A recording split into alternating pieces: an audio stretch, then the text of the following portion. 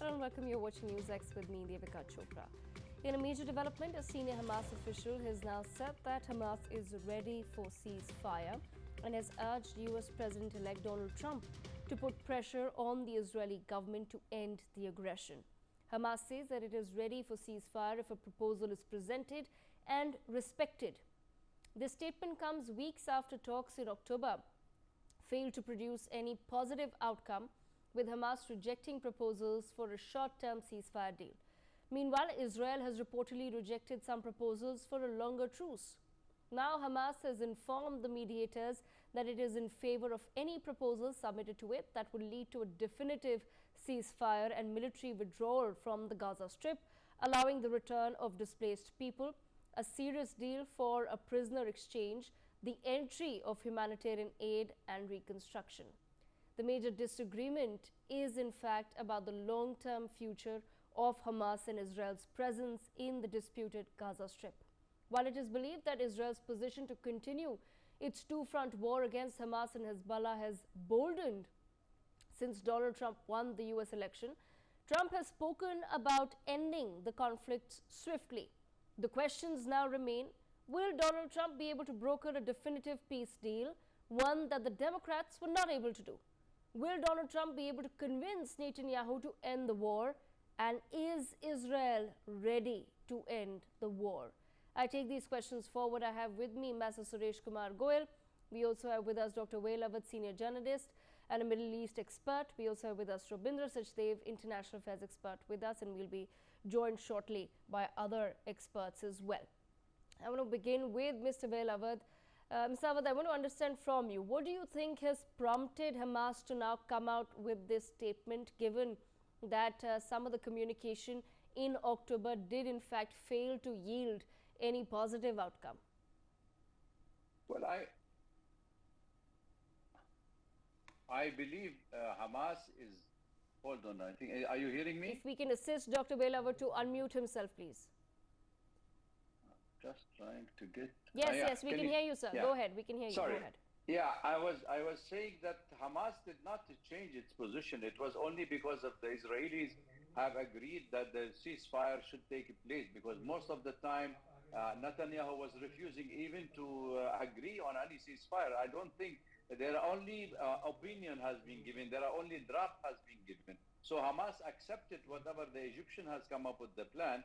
But having said that, I wouldn't say that this is the final draft, because every time they reach to an agreement, it is the Prime Minister of Israel who put extra conditions. So there is always a halt to this. So I don't see any side of agreeing on any sort of ceasefire, as long as the Israelis are already achieving their objective on the ground. So till they have achieved total objective, I don't see any ceasefire happening, especially now with the Trump administration now is taking shape, and we know that most of his new cons and the warmongers, he has already joined his administration, who are most of them are pro-Israel.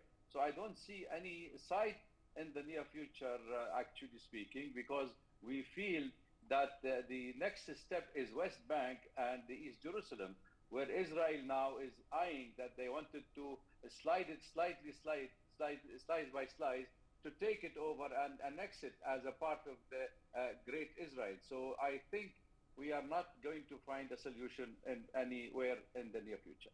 Okay, I want to bring in Ambassador Suresh Kumar Goel then into the conversation. Ambassador Goel, is Donald Trump then the man who is in a better position to broker if there is a definitive peace deal? I doubt very much that Donald Trump would have peace in the Middle East as the top priority in his mind, simply because just a few days ago, after Mike Waltz had been nominated for the NSS job in his team, there was one WhatsApp message, which I saw, and I am sure that it was not a fake narrative, where he was telling the press people, the media, that it is Hamas which is clearly responsible for what is happening in the Middle East. And he was quite vehement in that statement. And he was giving a clear hint that unless Hamas is totally finished, there will be no end to the war there in that area. Now, therefore, I don't think that position of Donald Trump is going to be any more different from Biden, or in fact, if it is different, it will be only more supportive of Israel and more vituperative, if I could use that word, even though it's rather. So that is where we are at the moment. As far as the ceasefire proposal is concerned, Qatar has withdrawn. Qatar, because they said that neither of the two sides were serious. Since then, I have not seen any fresh offer from either Hamas or from Israel for having a full ceasefire or partial ceasefire or any kind of ceasefire at all. In any event, Israel had clearly said that there will be no ceasefire till Hamas is completely finished. And I don't think the way they are going on in Gaza, they're still bombing the positions and they're stopping the aid from coming into Gaza. The way they are acting in Gaza, I don't think in their assessment they think that Hamas is finished. And therefore, the position remains as it was even till about a week ago or week before that there is no end to Hamas in their assessment and the war will continue and there will be no ceasefire. The only one factor which was actually persuading Israel to even look at the proposals for ceasefire was the issue of the hostages. And that was a political issue, really, as far as Netanyahu is concerned.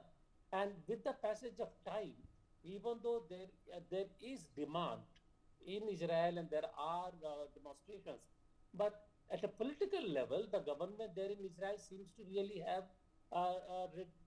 passed over the hump there. And the hostage is not really creating that kind of political storm for them or political situation for them as before.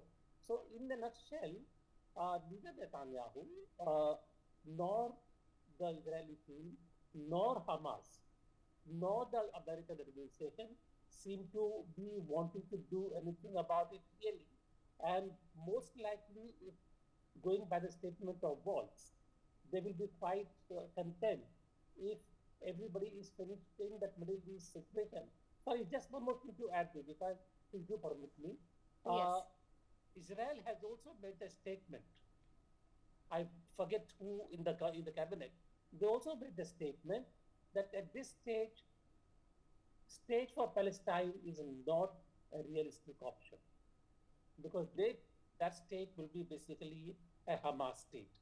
And therefore, unless there is a state for Palestine, I do not know what kind of ceasefire, what kind of solution we might have in the area. Okay, very interesting perspective there. I want to bring in Rabinder Sachdev. Rabinder Sachdev, an important point to consider here is whether Israel is really a top priority for Donald Trump, or is it going to be the Russia-Ukraine war? Because ultimately Donald Trump says that it all boils down to funding, right? That's the narrative that has been going on in the US elections as well.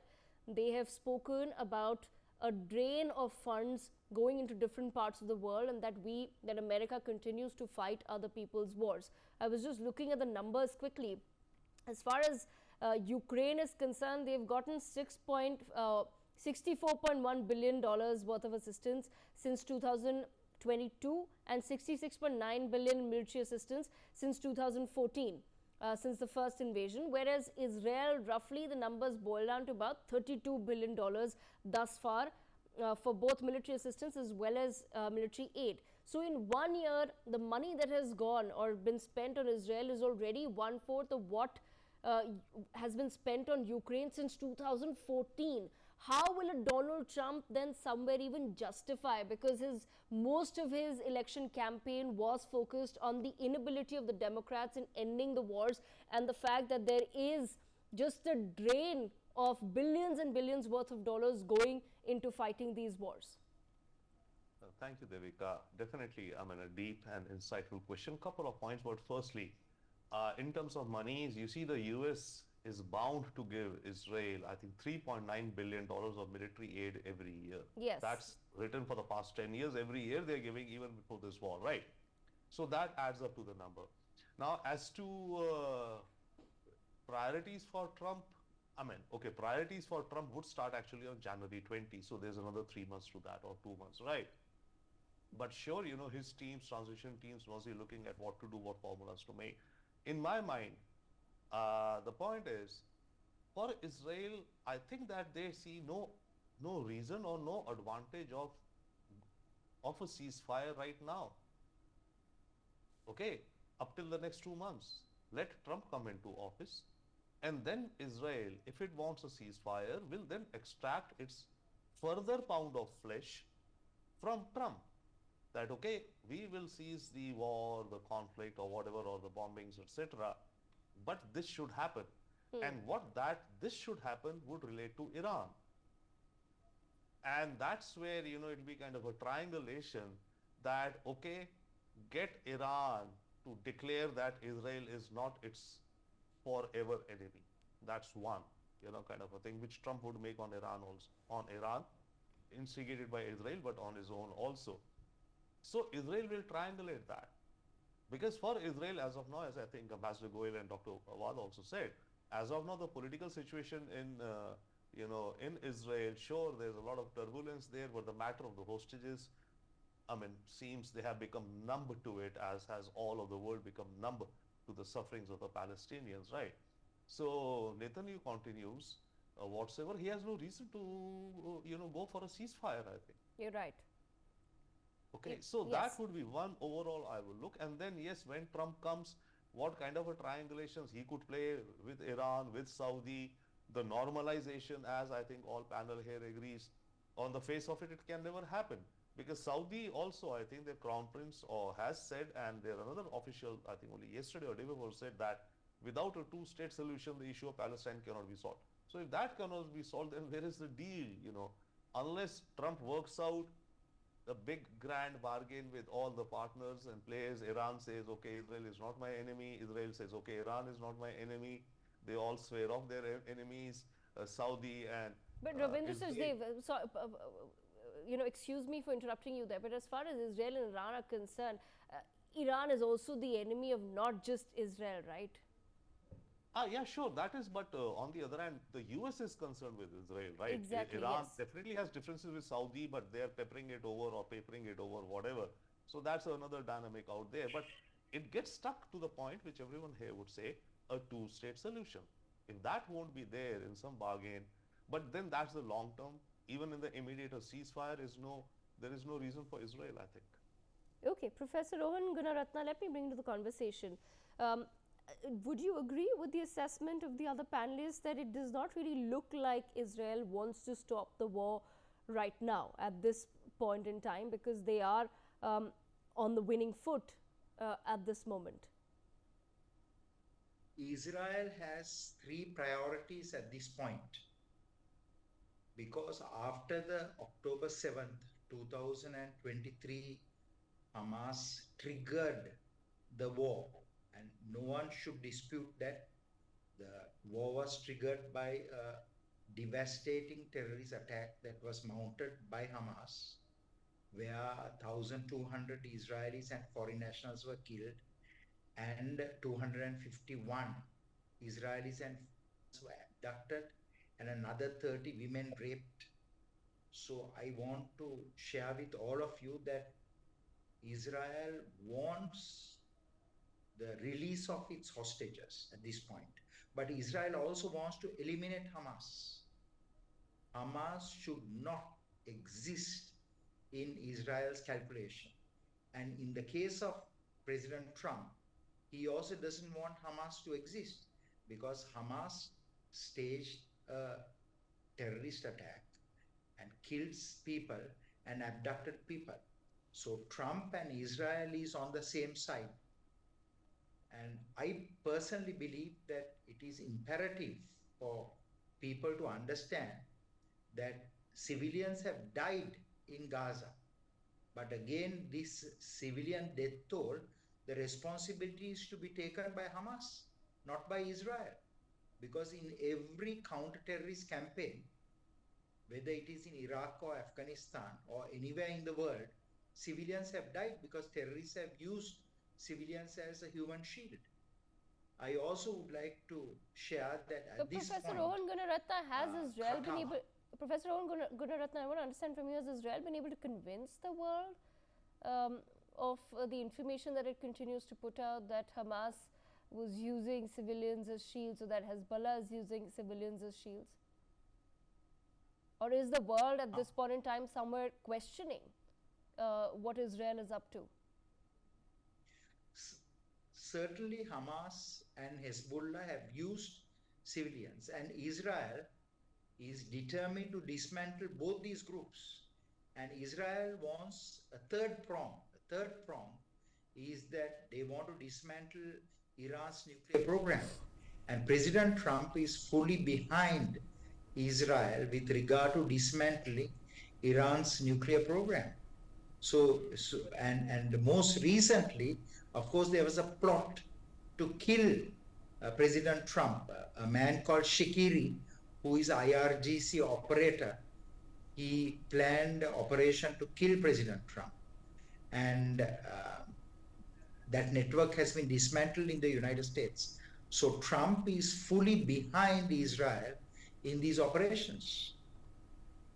Right. I want to bring in Major General Gigi Dwivedi into the conversation. Major General Gigi Dwivedi, for Israel, would simply the release of hostages be enough, or does it at this point in time seem as though under no circumstances will Israel be okay with letting Hamas operate, whether it be in Palestine or any other part of the world?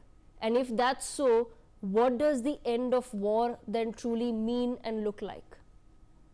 Well, Devika, we need to go back point in time, because after all, when Israel undertook counteroffensive in the response to Hamas India's aggression on 7th October last year, they had two very clearly stated aims.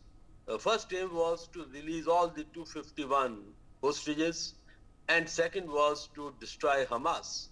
Now, how far those aims have been achieved will actually dictate as to how Israel or Netanyahu will go forward. As far as hostages are concerned, 100 odd are still with Hamas. Out of them, about 30 plus are known to have been killed or eliminated. And as far as Hamas is concerned, well, Hamas has not been destroyed. It has been weakened considerably. It today faces existential crisis, and therefore there is a demand, there is a desire on the part of Hamas for a ceasefire. That is one side of the story. But these are not only two players in the game.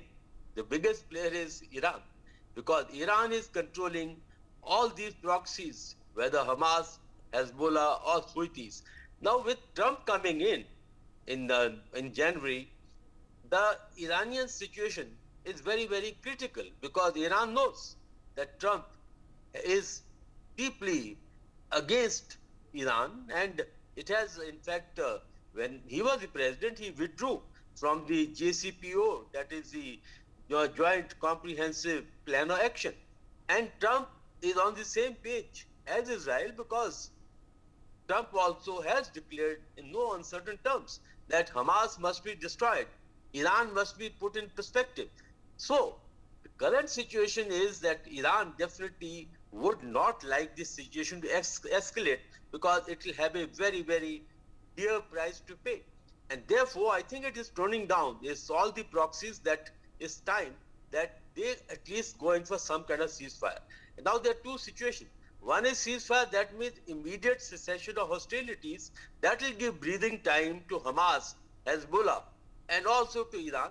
And secondly, long-term solution, where long-term solution is nowhere on the table, because long-term solution is two-state, which most of the world countries and also even the peacekeeping bodies and also mediators want, but that will not come so soon. So all I can say is currently at this time, Israel will not agree to ceasefire, because Israel is pushing these proxies into the corner, and Hamas has been weakened considerably, lost most of its leadership, and America would have given, in fact Trump has given a window of opportunity to Israel to hasten up the operation, so that when he takes over, then he is able to orchestrate a ceasefire or at least a mediation, because that is his stated election promise to end the war in Middle East or West Asia and also in Ukraine. So I can end up on two important notes. First and foremost,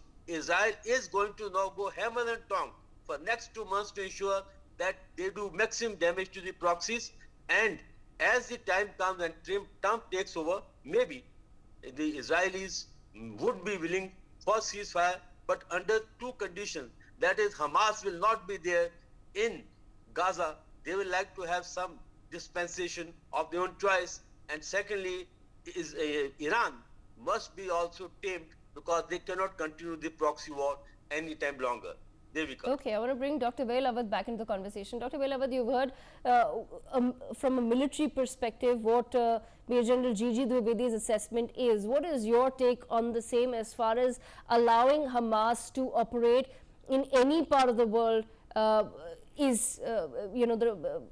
Like I said, they don't want them to operate not just out of Palestine. Israel promised that they will destroy Hamas. What does then that really mean in real terms? Because we're looking at, if we go from a military perspective, a timeline of say 2 months from now until Donald Trump is actually sworn in as the President of the United States of America. So when Israel has promised that Hamas will be destroyed entirely, and that is the sentiment that is being echoed by people within the Trump administration as well. Vivek Ramaswamy has come out and said that America doesn't have a problem with Israel fighting its wars, and if they want to destroy and end Hamas and Hezbollah, then they have the right to do so. So how do you really think Donald Trump will be able to broker a peace deal while also convincing his own people that America will perhaps continue or have to continue supporting Israel in its war against Hamas and Hezbollah while moving away from the conflict in Ukraine?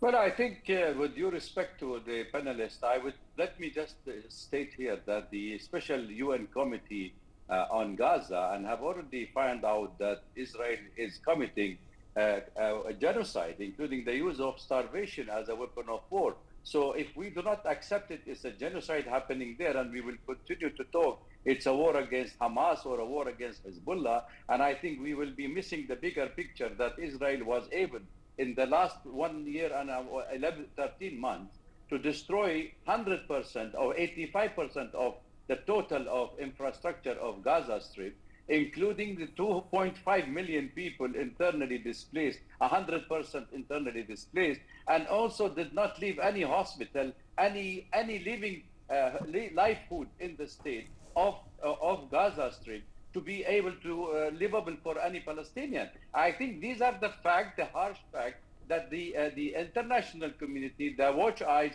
the human rights are being watching and seeing on the ground. And I think these are enough evidence to see that Israel's objective has never been Hamas, actually. Hamas was also supported by the Israeli, including Netanyahu, who made $50 million of the $250 million donated by Qatar to him. That's why there is a case against him inside Israel. And he's refusing to go to the court because he said next month, because of the war and the prolongation of the war, Devika, served his purpose.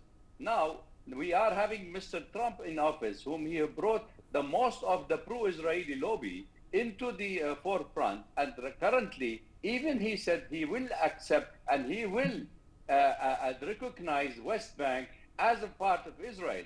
All these are showing you that the next administration will have more trouble in West Asia and will have least or less trouble in Russia, Ukraine, because they are focusing more onto the Israeli objective of a greater Israel, which is from Euphrates to Nile, which includes Lebanon, Syria, Jordan, Iraq, 1/3 of Saudi Arabia, and Palestine. If that is the plan, and we are still thinking that it is because of the terrorist act of Hamas, the war did not start on 7th of October. All our respected guest knows very well that it has started 75 years ago. So they have annihilated the whole of Palestine. And I think with President Trump saying that Israel is a very tiny state within the Arab state and should expand, I think we are heading for a disaster in the Middle East, and regional war cannot be ruled out.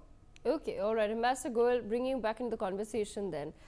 In your assessment, because the two-state solution has not worked out in the past, is there any other formula that could be applied next year or in the time to come? Let us look at the real geopolitical situation here, Devika. The fact is, right from the day one in 1948, when Israel was formed, Palestine has been a thorn on Israel's side. The heat continued to simmer and boil and sometimes precipitate into wars. There have been so many wars, one even forgets the dates now really. Continue to simmer basically because there was a huge Arab support for Palestinian state, independent Palestinian state, which took place despite all the efforts. Abraham Accord, there were Camp David agreements.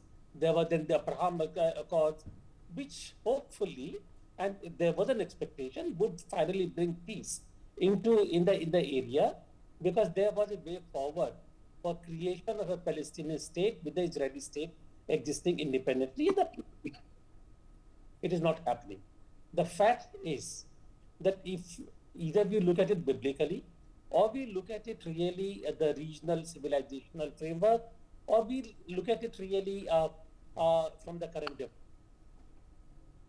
Israel may profess that its aim is to end Hamas. Yes. But really its aim, as I can see from the developments, is that to finish off Palestine, because it is convinced that the security for Israel lies only with the end of Palestine. Now, in that issue of Palestinian end or end to Palestine, there was a progress. When Saudi Arabia and the United Arab Emirates, and to some extent even Qatar, they began to basically look to develop good relations with Israel. Not Qatar, but United Arab Emirates and Saudi Arabia. With the recent developments, even their attitudes seems to have hardened. So therefore, in a sense, I agree with Dr. Awai that with these developments, what I see happening is Israel trying to finish off Palestine, Trump going along with the objective. Trump will not send his boots. Trump will continue to provide support, ammunition support, military support to Israel, to whatever they're doing.